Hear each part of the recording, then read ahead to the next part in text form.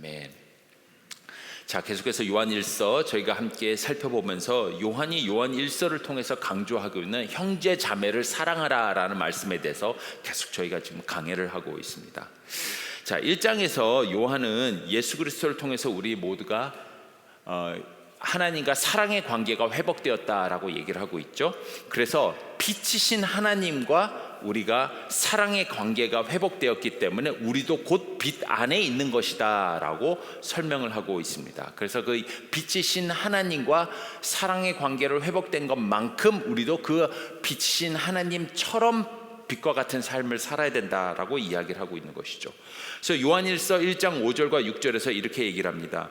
우리가 그에게서 듣고 너희에게 전하는 소식은 이것이니 곧 하나님은 빛이시라. 그에게는 어둠이 조금도 없으시다는 것이라. 만일 우리가 하나님과 사귐, 하나님과 사랑의 관계가 회복됐다 하고 어둠에 행하면 거짓말을 하고 진리를 행하지 아니함이라 라고 하면서 아주 강하게 얘기를 하고 있죠. 하나님과 사랑의 관계가 회복된 사람은 빛이신 하나님답게 빛과 같은 삶을 살아야 된다고 얘기를 합니다. 그러면 빛과 같은 삶이 뭐라고 얘기를 했죠? 그렇죠. 빛과 같은 삶은 곧 형제 자매를 사랑하는 삶이다 라고 우리가 함께 말씀을 보았죠. 그래서 요한일서 2장 4절에서 뭐라고 얘기를 합니까? 그를 아노라 하고, 즉 사랑이신 하나님과 사랑의 관계가 회복돼서 우리도 빛과 가운데 살아야 된다는 것을 아노라 하고는 그의 계명을 지키지 아니하는 자는 거짓말하는 자요 진리가 그 속에 있지 않다라고 얘기를 하고 있습니다. 자, 2장에서 들어와서는 요한은 형제자매를 사랑하는 것이고 빛의 삶을 사는 우리의 모습이 되어야 된다라고 얘기를 하고 있습니다. 그런데 현실은 어떻습니까? 우리가 하나님과 사랑의 관계가 회복되고 빛이신 하나님과 닮은 빛과 같은 삶, 형제자매를 사랑하는 삶을 살아야 됨에도 불구하고 우리는 연약해서 간혹 이 계명을 지키지 못하고 형제자매를 미워하면서 살아갈 때가 종종 있다라고 말씀드렸죠.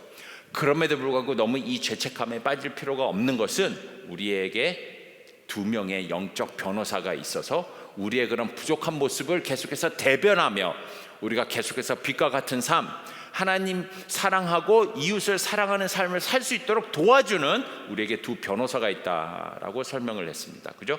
기억나시죠? 그 변호사가 누굽니까? 그쵸?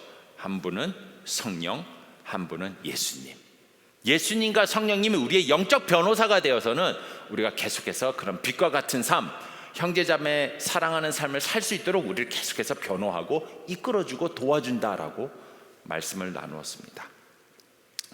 자, 오늘 우리가 보게 될 말씀 속에서는 자, 그렇다면 구체적으로 형제자매를 사랑하는 삶은 어떤 모습으로 돼야 될까에 대한 어떤 실전편을 우리가 함께 좀 말씀을 나누려고 해요. 우리 삶 속에 형제자매를 사랑하기 위해서는 어떤 모습들이 있어야 되는가에 대한 실질적인 말씀을 함께 좀 살펴보려고 합니다. 자, 마가복음에 보게 되면 한 서기관이 예수님에게 와서는 한 가지 질문을 하는 모습이 기록되어 있습니다. 선생님은 구약의 율법의 모든 것을 다 아시죠? 제가 그러면 아주 중요한 질문 하나 하겠습니다. 율법에 있는 계명 중에서 가장 중요한 계명이 무엇입니까? 라고 이 서기관이 예수님에게 질문을 합니다. 왜냐하면 유대인들이 지키고 있었던 율법은요 600개가 더 넘었어요. 600개가 더 넘는 그런 계명들 중에서 가장 중요한 계명이 무엇이냐라고 물었을 때에 예수님께서는 마가복음 12장 28절에서 31절에 이렇게 대답을 하십니다. 이게 율법에 있는 계명 중에서 가장 중요한 계명이다. 예수께서 대답하시되 첫째는 이것이니 이스라엘아 들으라 주 곧 우리 하나님은 유일한 주시라. 내 마음을 다하고 목숨을 다하고 뜻을 다하고 힘을 다하여 주 너의 하나님을 사랑하라 하신 것이요 둘째는 이것이니 내 이웃을 내 자신과 같이 사랑하라 하신 것이라. 이보다 더 큰 계명은 없느니라 라고 하면서 사랑해라, 하나님과 사랑하고 이웃과 사랑해라 라고 얘기를 합니다. 그러니까 자 보세요, 기독교를 어떤 종교라고 얘기를 하는가? 기독교는 사랑의 종교라고 얘기를 합니다. 그러니까 기독교에 있어서 가장 중요한 단어, 가장 중요한 핵심 요소를 하나만 얘기를 하자면은 뭐예요? 사랑이에요. 사랑. 사실 여러분, 사랑보다 더 중요한 게 있다라고 얘기하는 분들이 있을 수 있어요. 믿음이라고 얘기하는 사람들 있어요. 저도 전적으로 동의해요. 사실은 생각해 보면은 믿음보다 더 중요한 건 없을 것 같아요. 왜냐하면 믿음이 있어야 예수 그리스도를 믿고 구원을 받아서 영생을 얻고 하나님의 자녀가 되고 이 신앙생활을 시작할 수 있기 때문에, 믿음이 없다면은 아무 의미가 없죠. 믿음이 가장 중요할 거예요. 믿음이 없으면은 우리가 하나님의 자녀로 나갈 수가 없기 때문이죠. 그럼에도 불구하고 믿음, 소망, 사랑 중에서 제일은 사랑이다라고 말할 정도로 기독교를 대표하는 단어는 사랑이에요. 왜일까요? 왜 기독교를 대표하는 가장 중요한 단어가 사랑이 될까요? 믿음이 아니고. 왜냐하면 하나님이 우리를 사랑하셨기 때문에 우리가 믿음을 갖고 예수 그리스도를 믿음으로 영생을 얻고 구원을 얻을 수 있는 길이 열렸기 때문이에요. 결국 따지고 보면 우리가 믿게 되는 것, 예수 그리스도께서 이 땅에 오셔서 우리를 대속해서 십자가에서 돌아가신 것, 그래서 우리가 구원을 받게 된 것, 모든 죄를 사함받게 된 것, 영생을 얻게 된 이 모든 구원은 하나님의 사랑에서 시작됐기 때문에 사랑이 제일 중요하다고 얘기를 하는 거예요. 하나님의 우리를 향한 사랑이 없었다면 이 모든 것은 불가능했을 거예요. 하나님이 우리를 사랑하지 않았다면 우리는 믿음이 생길 수도 없고 구원받을 수 있는 길도 열릴 수가 없기 때문에, 그래서 믿음, 소망, 사랑 중에 제일은 사랑이다라고 얘기를 하는 것이죠. 기독교를 대표하는 가장 중요한 단어는 사랑이다라는 것입니다. 그래서 이 하나님의 사랑을 받은 자는 반드시 그 사랑을 형제자매와의 관계 속에서 실천해야 된다라고 지금 요한 1서를 통해서 요한은 계속해서 우리에게 강조하고 있다는 것이죠. 형제자매 사랑하라. 형제자매 사랑하라. 자, 그렇다면 하나님의 사랑을 받은 빛 가운데서 살아가는 우리의 사랑의 모습은 어떠해야 할까? 오늘 본문을 통해서 두 가지 정도 우리의 사랑의 모습이 어떠해야 되는가에 대해서 함께 살펴보도록 하겠습니다. 첫 번째로 우리가 형제자매를 사랑할 때 우리의 사랑의 모습은 차별과 구분이 없는 사랑을 해야 합니다. 어려워요. 근데 우리가 사랑을 할 때는요, 여러분, 절대로 차별을 하거나 어떤 구분을 지으며 내가 사랑할 사람, 안 사랑할 사람, 이 사람을 사랑하고 저 사람을 사랑하지 않는 그런 차별이나 구분이 없는 온전한 사랑을 해야 된다라는 것이죠. 하나님과 사랑의 관계가 회복된 사람이라면. 자, 7절과 8절 함께 좀 보도록 하겠습니다. 7절과 8절입니다. 자, 사랑하는 자들아, 내가 새 계명을 너에게 쓰는 것이 아니라 너희가 처음부터 가진 옛 계명이니 이 계명은 너희가 들은 바 말씀이거니와 다시 내가 너에게 새 계명을 쓰노니 그에게와 너희에게도 참된 것이라. 이는 어둠이 지나가고 참빛이 벌써 비칩니다. 그러니까 7절과 8절을 한번 잘 보세요. 이게 지금 구절이 되게 헷갈려요. 사실은 7절과 8절 보시면 되게 헷갈려요. 이게 지금 그래서 새 계명을 말한다는 얘기예요, 옛 계명을 얘기한다는 거예요. 새 것이듯 새 거 아닌 새 것 같은 옛 계명을 주신다라는 거예요. 희한해요. 내가 새 계명을 주는데 사실은 이게 옛날부터 있었던 옛 계명이며 다시 또 새 계명을 주겠대요. 이거 뭔 얘기를 한다라는 거예요. 그러니까 이게 새 계명이에요, 옛 계명이에요? 무슨 얘기를 하는 것이죠? 자, 이게 지금 요한이 무슨 얘기를 하고 있냐면, 서로 사랑해라, 형제자매를 서로 사랑해라 라고 주신 이 계명은 사실 너희가 새 계명처럼 들리지만 사실은 새 계명이 아니라 이미 예전에 너에게 주어진 원래 있었던 계명이다라는 얘기를 하고 있는 거예요. 새 계명처럼 들려? 하지만 헷갈리지만 원래 니네가 알고 있었던 옛날부터 있었던 계명이야. 그 얘기를 하고 있는 것이죠. 자, 그렇다면 이 계명이 원래 언제 주어졌습니까? 형제자매를 사랑하라라는 이 계명이 새 계명처럼 들리지만 사실은 옛날에 주어졌대요. 언제 주어졌을까요? 그렇죠.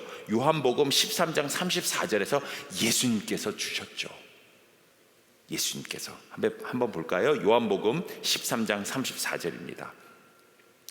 새 계명을 너희에게 주노니 서로 사랑하라. 내가 너희를 사랑한 것 같이 너희도 서로 사랑하라.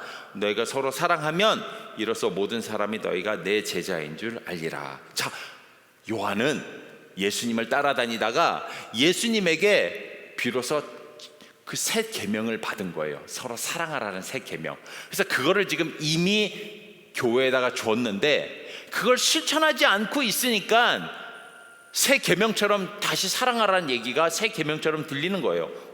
까먹고 있었다라는 것이죠. 자, 그런데 이 요한이 예수님에게 받았던 이 사랑에 대한 이 새 계명이 한번 이 새 계명을 함께 조금 자세히 보도록 하죠. 이게 지금 언제 받은 계명일까요? 제가 방금 읽었던 요한복음 13장이 언제 일어난 일일까요? 예수님께서 언제 새 계명을 주노니 서로 사랑하라라고 주셨을까요? 언제인 줄 아세요? 최후의 만찬 자리에서 주신 거예요. 몇 시간 있다가 예수님께서 십자가에서 돌아가시기 전 제자들과 마지막 최후의 만찬을 가지시던 그 자리에서, 저녁 자리에서 새 계명을 주노니 서로 사랑하라라고 지금 말씀을 주셨다라는 거예요. 최후의 만찬 자리에서 예수님께서 서로 사랑하라라는 그 새 계명을 주신 게 되게 희한해요.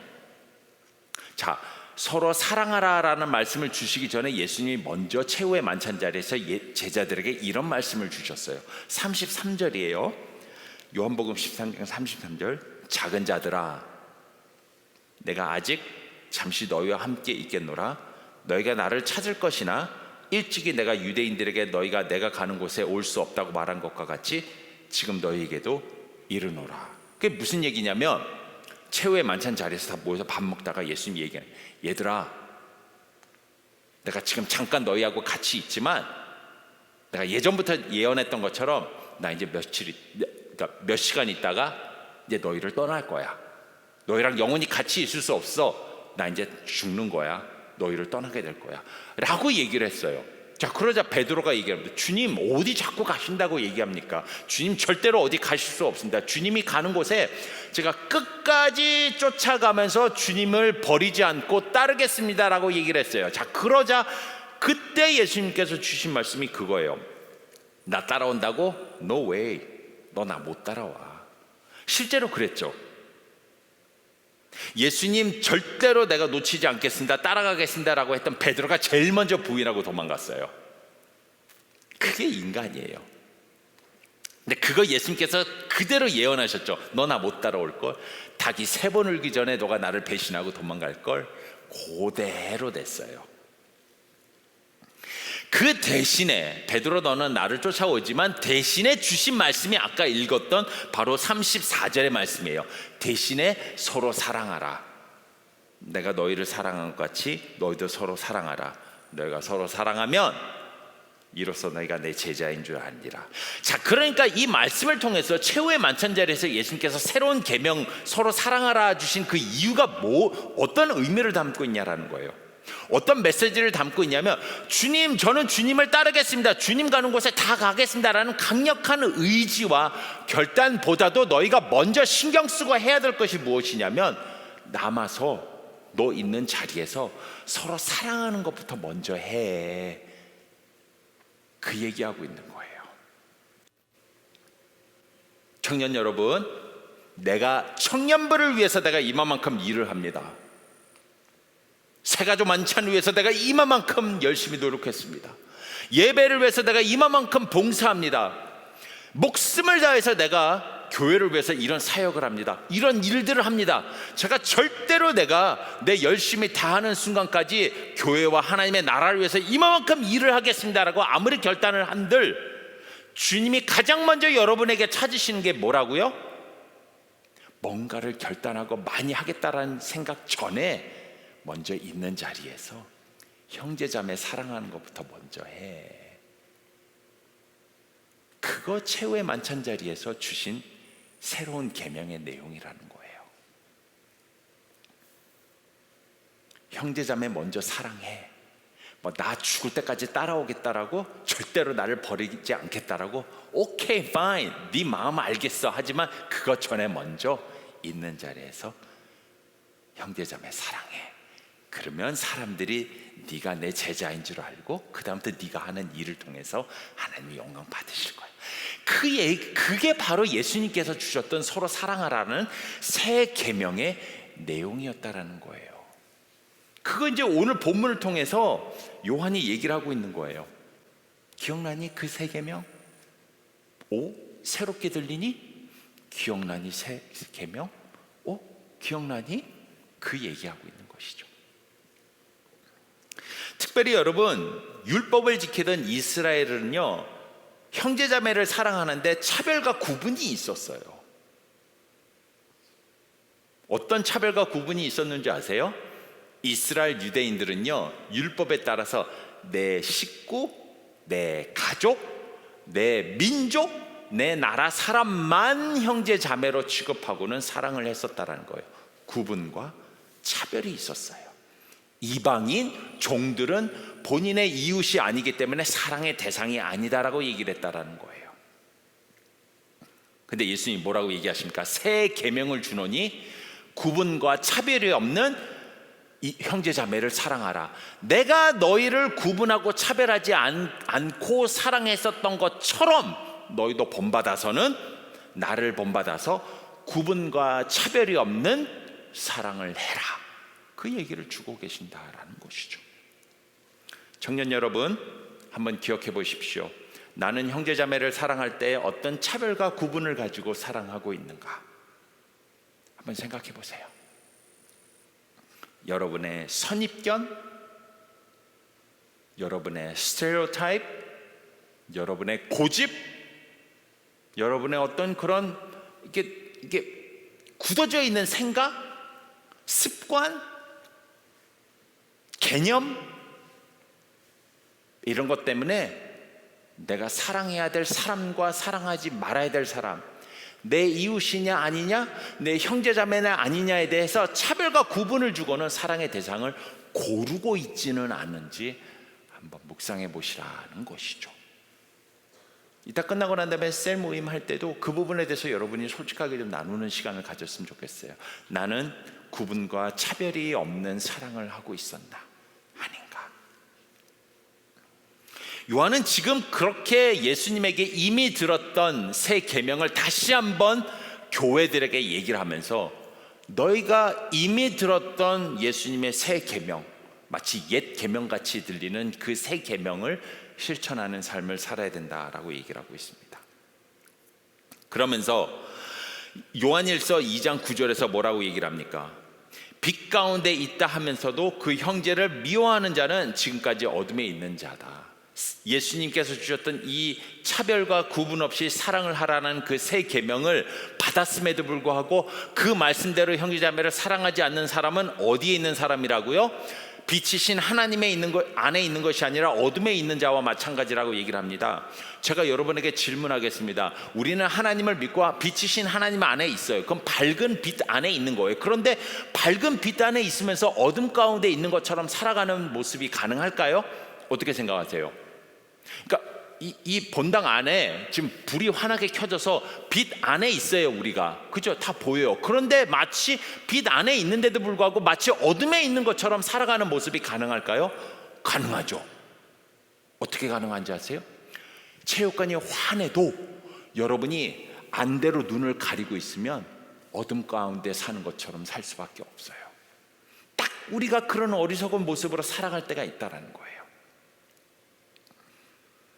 밝은 빛 안에 있으면 안대를 벗어버리고 빛 안에서 내가 당당하게 살아가면 되는데, 우리는 빛이신 하나님 안에 있으면서 형제자매를 사랑하라고 해놓고도 그 계명을 마치 내 눈에 안대를 가린 것처럼 순종하지 않고, 여기는 환한데 눈을 가리고는 막 어둠에 있는 사람처럼 살아가고 있다는 거예요. 얼마나 어리석은 거예요. 우리가 그런 삶을 살아가고 있을 때가 있다는 거예요. 언제요? 빛이신 하나님 안에서 형제자매를 사랑하지 않는 모습으로 살아간다면 그게 다 그런 어리석은 모습이다라는 것이죠. 저는 빛이신 하나님 안에서 아주 그냥 형제자매를 차별과 구분 없이 사랑하면서 당당하게 살아가는 우리 청년들이 되기를 간절히 소망합니다. 여러분, 그렇게 살 때에 여러분의 삶 가운데 진정한 자유가 있어요. 삶이 당당해질 수 있어요. 10절과 11절입니다. 오늘 본문 이렇게 얘기를 합니다. 계속해서 그의 형제를 사랑하는 자는 빛 가운데 거하여 자기 속에 꺼리낌이 없나니. 아하, 빛이신 하나님 안에서 형제자매를 차별과 구분 없이 사랑하면 거리낌 없이 당당하게 살아가는 삶을 사는 거래요. 그의 형제를 미워하는 자는, 그런데 빛 가운데 있다고 하면서도 그 형제를 미워하는 자는 마치 빛 안에서 안대를 하고는 이루고 떠듬거리고 사는 사람같이 사는 거라서 어둠에 있고 또 어둠에 행하며 갈 곳을 알지 못하나니 이는 그 어둠이 그의 눈을 멀게 한다라고 되어 있어요. 여기서 거리낌이라는 말이 영어로 뭔지 알아요? stumbling block, 걸림돌이 된, 넘어지게 한다라는 거예요. 그러니까 빛 가운데 하나님이신 빛이신 하나님 안에 산다면요, 여러분 아예 그냥 딱 내려놓고 그냥 형제자매를 구분과 차별 없이 사랑하세요. 그게 여러분이 사는데 편해요. 빛이신 하나님 안에 있으면서도 형제자매를 차별과 구분을 가지고 사랑하고 누구는 사랑하지 않고 이렇게 살아가면 그거는 차라리 스텀블링 블락처럼 여러분이 믿음 안에서 살아가는데 더 힘들게 살아가는 꼴이 될 수밖에 없다라는 거예요. 더 힘들 수밖에 없다는 거예요. 스텀블링 블락이 된다라는 거예요. 그 얘기를 하고 있는 것이죠. 그래서 첫 번째로 우리가 빛이신 하나님 앞에서 살아갈 때 우리의 사랑의 모습은 첫 번째로 예수님처럼 차별과 구별이 없는 사랑을 해야 된다라는 겁니다. 아시겠죠? 그게 우리의 사랑의 모습이어야 된다는 거예요. 또한 두 번째, 빛 가운데 사는 우리의 사랑의 모습은 어떠해야 되는가? 두 번째로는 예수님의 사랑을 본받는 사랑의 모습이 있어야 된다라는 겁니다. 첫 번째는 차별과 구분이 없는 사랑을 해야 되고요, 두 번째로는 그 예수님의 사랑을 본받는 사랑을 해야 된다라고 이야기를 합니다. 자, 우리가 형제자매를 사랑할 때 구체적으로 어떻게 사랑해야 되는가? 때로는 감이 안 올 때가 있어요. 예수님이 우리를 사랑하신 것처럼 사랑하라고 했는데, 예수님이 우리를 어떻게 사랑하셨지? 나도 내 옆에 있는 우편이나 아니 승원이나 이런 애들을 위해서 나도 십자가에서 달려 죽어야 되나? 이게 예수님을 본받는 사랑인가? 그럴 수 있는 사람이 있어요? 나도 십자가에 못 박혀야 되나? 감이 안 올 수가 있죠. 자, 그런데 그래서 예수 그리스도께서 이 땅에 오셨어요.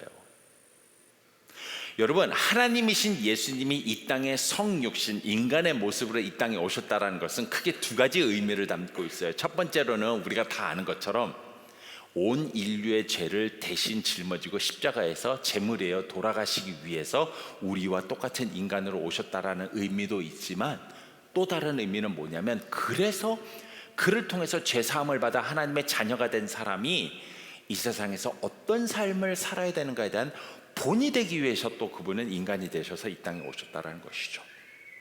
그래서 성경이 기록되어 있는 예수님의 삶의 모습, 말, 행동을 보면 형제자매를 사랑하는 것이 어떻게 사랑해야 되는가, 그가 우리의 본이 되시기 때문에 그렇게만 하면 돼요. 그렇게 살아가면 돼요. 그렇게 살아갈 수가 있기 때문에 예수님이 우리에게 본이 되셨다는 것이죠. 그래서 여러분, 다른 누구가 아니라 우리의 신앙의 최고의 본, 최고의 샘플이 누구냐면 예수 그리스도예요. 예수 그리스도를 묵상하고 그분의 삶을 담아가면 돼요.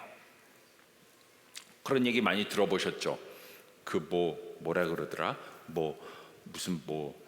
어떤 누가 장인이 무슨 자를 하나 만들었대요. 그래서 자를 만든 다음에 그 자기 공장에 있는 일꾼들에게, 이 자 내가 만들었으니까 이 자 그대로 만드세요 라고 했대요. 그랬더니 그 밑에 있는 공장에 있는 사람들이 그걸 계속 본을 따는 거예요. 그런데 사람인지라 실수를 하니까는 조금씩 그 길이가 달라진다는 것이죠.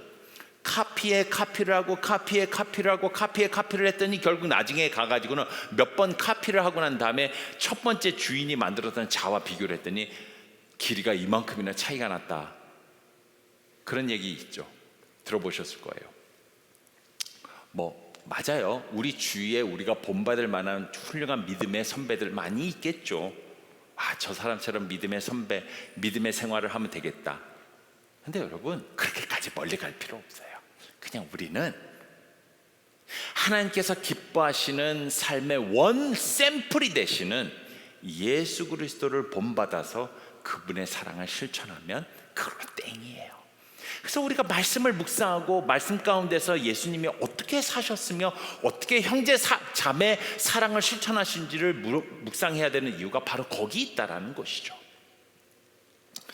독일의 신학자 본 해퍼 목사가 사랑에 대해서 다음과 같이 설명을 합니다. 신자의 사랑은 예수님을 통한 사랑이다. 예수님께서 형제 자매를 데리고 들어가는 사랑이다. 예수님께서 형제 자매를 사랑하시는 본이 되셨는데 그가 형제 자매를 사랑하는 것의 최고의 본의 모습이 무엇이었습니까? 기억하세요? 병자를 고치신 거요? 문둥병자의 병을 낫게 해주신 거요? 안진뱅이를 일으키신 거요? 맹인의 눈을 뜨게 하신 거요? 뭐 그런 것도 다 사랑의 표현일 수 있겠죠. 하지만 예수님께서 행하셨던 최고의 형제 자매 사랑의 모습이 무엇이었냐면 하나님과 사랑의 관계를 회복시켜 주신 거예요. 하나님의 자녀가 되게 해주신 거예요. 죄의 노예였는데, 사망의 아들이었는데 그들을 하나님의 자녀로 만들어 주신 것, 그게 최고의 예수님의 형제 자매 사랑의 모습이에요. 자, 그러면 이제 알았죠. 그럼 우리가 예수님의 사랑의 모습을 본받아서 우리가 행해야 할 최고의 형제 자매의 사랑의 모습은 뭡니까? 그렇죠. 예수님에게 그 형제 자매를 소개시켜 주는 거예요. 사랑의 근본 되시는 예수님에게 형제 자매를 소개시켜 주는 거예요. 끌고 오는 거예요. 데리고 오는 거예요.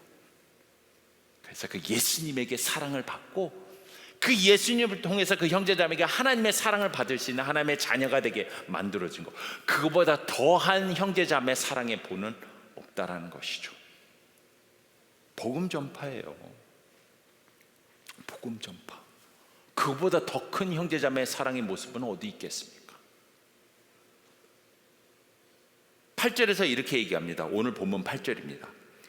다시 내가 너에게 새 계명을 쓰노니 그에게와 너희에게도 참된 것이니라. 자, 그에게와 너희에게도 참된 것이다 라는 그 영어 표현이 뭐라고 돼 있죠?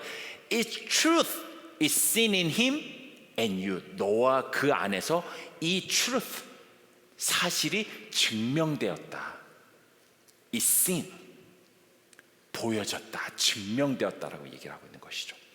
그러니까 이 지금 우리가 방금 읽었던 8절의 내용을 통해서 우리가 두 가지 사실을 확인할 수 있어요. 첫 번째로는 원수까지 사랑하신 예수님의 절대적인 사랑 볼 수 있게 된다는 것이죠.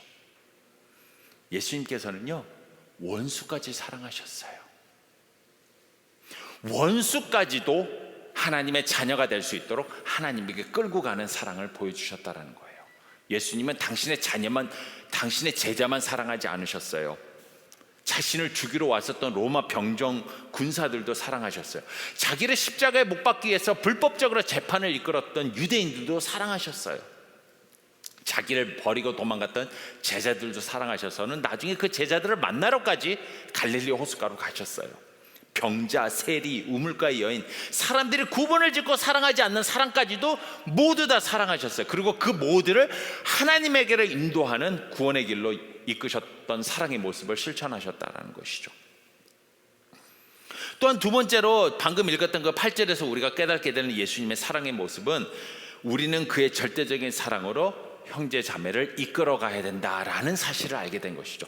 이 예수님의 절대적인 사랑이 증명되었기 때문에, 우리와 그 안에서 증명되었기 때문에 우리는 그 사랑을 본받아서 예수님이 하셨던 것처럼 우리도 형제자매를 하나님에게로 이끌고 예수님에게로 이끄는 사랑을 실천해야 된다라는 사실을 8절에서 알 수 있다는 것이죠. 우리에게는 그런 책임과 역할이 있다는 겁니다. 그러니까 여러분, 종합적으로 얘기해 보자면 여러분이 실천할 수 있는 최고의 형제자매 사랑의 모습은 하나님에게 이끄는 거예요. 예수님을 소개하는 거예요.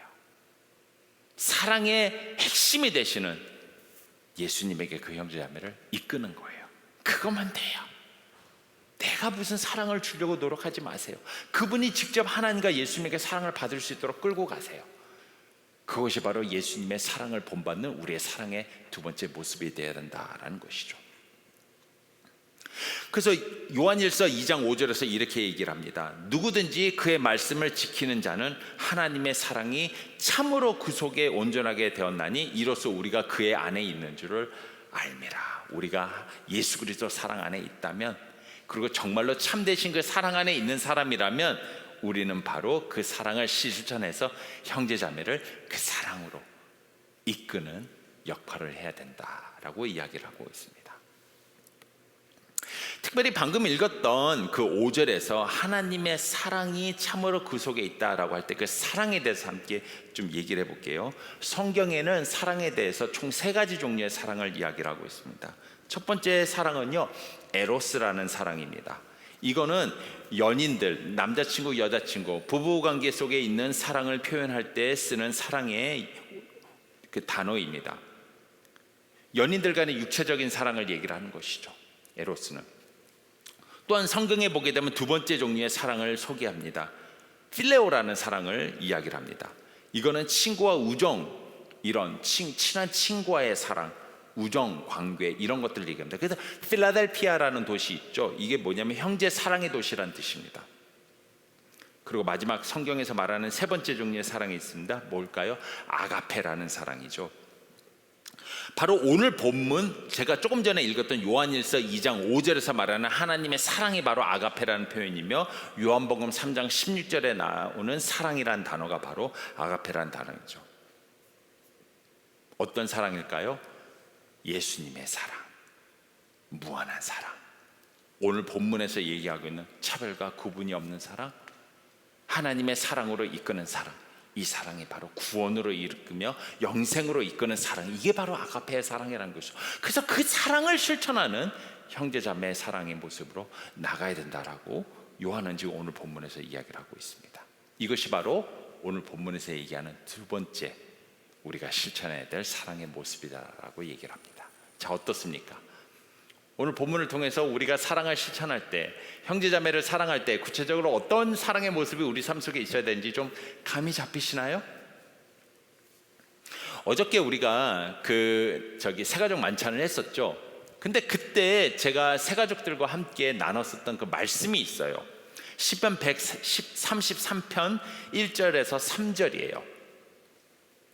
스크린에 올라가죠. 이게 제가 어저께 새가족 만찬에서 새가족들과 함께 나눴었던 내용이었어요. 잘 들어보세요. 보라, 형제가 연합하여 동거함이 어찌 그리 선하고 아름다운고, 머리에 있는 보배로운 기름이 수염 곧 아론의 수염에서 흘러서 그의 어깨까지 내림 같고, 헐몬의 이슬이 시온의 산들에 내림 같도다. 거기서 여호와께 복을 명령하셨나니 곧 영생이로다. 제가 이 말씀을 어저께 나누면서 모르겠어요. 모르는 건 아니겠다. 어저께 이 말씀을 들었던 분들 은혜 받으셨습니까? 네, 말씀을 전하는 제가 은혜가 됐었어요. 왜냐하면 벌써 이게 1절에서 보라, 형제가 연합하여 동거함이 어찌 그리 선하고 아름다운고, 형제자매가 이렇게 지금 청년부 안에서 이렇게 안에서 서로 사랑하고 공동체 생활을 하는 게 얼마나 기쁘고 아름다운고 라고 다윗이 얘기한 다음에 그 이유가 무엇인지를 2절과 3절에서 설명하는데, 첫 번째로 2절에서는 뭐라고 얘기하면, 이 형제자매가 함께 공동체 생활을 하면서 형제자매가 서로 사랑하는 이 모습은 마치 아론의 수염으로 기름이 흘러내리는 것 같이 아름다운 것이다 라고 얘기합니다. 제가 어제 설명을 했습니다. 아론의 수염을 타고 기름이 머리서부터 줄줄줄 흐르는 모습이 뭘 연상시킨다고요? 그렇죠, 하나님 앞에서 하나님께서 주시는 직분, 역할을 감당해야 될 사람을 임명할 때에 머리에 기름을 부으면서 그 사람의 직분을 임명한다고 했죠. 구체적으로 저 구약에서 세 명의 그 직분자들이 하나님 앞에서 직분을 임명받을 때에 그 임명식 때 머리에 기름을 부으면서 수염이 밑에서 기름이 수염을 따라서 뚝뚝 떨어질 정도로 이렇게 부은다고 합니다. 첫 번째가 왕이고요. 두 번째가 제사장이고 세 번째가 선지자입니다. 자, 그러니까 첫 번째로 다윗이 지금 얘기하는 것이 무엇이냐면, 이 공동체 안에서 형제자매가 서로 사랑의 모습으로 있을 때 이 기쁨은 왜 기쁘냐면, 왜 아름다우냐면, 내 옆에 있는 형제자매가 하나님의 나라에서 왕의 역할을 하고 제사장의 역할을 하고 선지자의 역할을 할 수 있도록 도와주기 때문에 이 모습이 아름답다라고 얘기를 하는 거예요. 왕이에요. 하나님의 말씀을 선포하는 선지자예요. 온전히 하나님 앞에서 예배드릴 수 있도록 도와주는 예배자로 섬김받고 있는 그런 사람이 될 수 있도록 이 공동체 안에서 서로 세워주기 때문에 이 형제자매의 이 공동체 모습이 너무 아름답다라는 거예요. 또 두 번째로 뭐라고 얘기를 합니까? 이 형제자매의 서로 공동체 연합함이 왜 아름답다고 얘기하죠? 헐몬의 이슬이 시온의 산들에 내림 같기 때문이다라고 얘기를 합니다. 헐몬산의 이슬이 무엇입니까? 헐몬산에 있는 그 만년설에서 녹은 그 이슬의 물들이 쭉쭉 내려와가지고 갈릴리를 채우고요, 그 갈릴리에 있는 물이 요단강을 흘러서는 이스라엘은 각지로 물이 전파되고 있죠. 내 옆에 있는 형제자매의 삶에, 갈증이 나는 그 삶에, 물이 필요한 그 삶에 내가 물을 공급해주고 갈증을 해결해주는 그 생명수와 같은 것을 공급해주는 역할을 하기 때문에 형제자매의 동거함이 이처럼 아름답다라고 얘기를 하죠. 그거예요. 저는 우리 청년들이 옆에 있는 형제자매에게 헐몬산의 이슬과 같은 인생의 목마름에 생명수를 줄 수 있는 역할을 하는 청년들이 되기를 간절히 소망합니다. 그게 사랑 실천이에요. 저는 우리 청년들이 옆에 있는 형제자매들이 하나님 나라에서 왕 같은 역할을 하고 제사장 역할을 하며 선지자 역할을 할 수 있도록 온전히 세워질 수 있도록 옆에서 이끌어주고 도와주는 역할을 해주는 청년들이 되기를 간절히 소망합니다. 이게 사랑의 모습이에요. 이거 하려고 우리가 모이는 거예요. 그 뭐 딴 거 하려고 물론 모여서 게임도 해야죠. 그리고 게임에서 벌칙에 걸리면 이렇게 앞에 나와서 또 앉아야죠. 그럼요. 거룩한 자리로 나올 수 있도록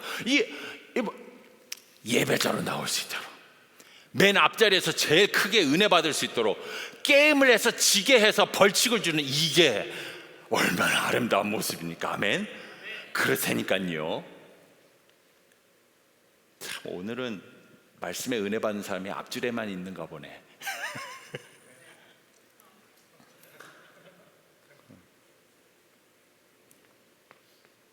여러분, 하나님 나라 안에서 왕, 제사장, 선지자로 설 수 있도록 헐몬산의 이슬과 담비 같은 하나님의 사랑을 내 형제자매가 마실 수 있도록 세워지고 이끌어지는 공동체 생활을 한다면 그게 바로 예수님께서 원하시는 사랑의 모습이다라는 겁니다.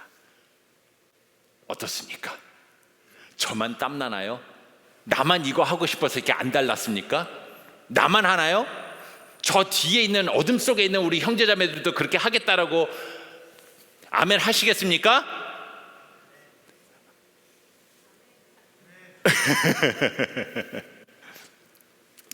요한이 계속해서 우리에게 주고 있는 이 형제자매 사랑의 모습을 삶에서 실천하면서 이 공동체가 사랑의 공동체로 소문나는 우리 청년부가 되기를 간절히 소망합니다.